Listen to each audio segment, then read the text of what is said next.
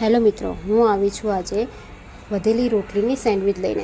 તો એના માટે બટાકા બાફેલા છે, ધાણા જીરું, મીઠું, મરચું અને ચાટ મસાલો. હવે બટાકા બાફે છે એને છીણી લઈશું અને થોડી ડુંગળી આપણે કાપી લેવાની છે ઝીણી ઝીણી.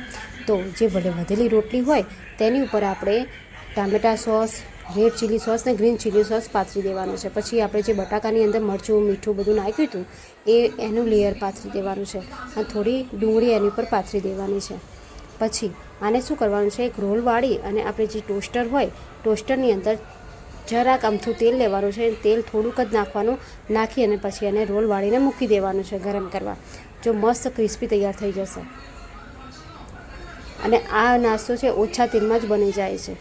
જો આ રીતે મસ્ત એને પાથરી દેવાનું, પાથરી અને પછી એને રોલ વાળી દેવાનો. રોલ વાળી અને આને ટોસ્ટરમાં આ રીતે મૂકી દેવાનું છે અને થોડું તેલ ઉપર પાથરી દેવાનું છે. જો આ રીતે મસ્ત ક્રિસ્પી થઈ જશે. ક્રિસ્પી થઈ જાય પછી એને ટોસ્ટરમાંથી નીકાળી અને કટ કરી અને તમે ટામેટા સોસ જોડે સર્વ કરી શકો છો. જો તો ચેનલને લાઈક કરજો, સબસ્ક્રાઈબ કરજો અને શેર કરજો.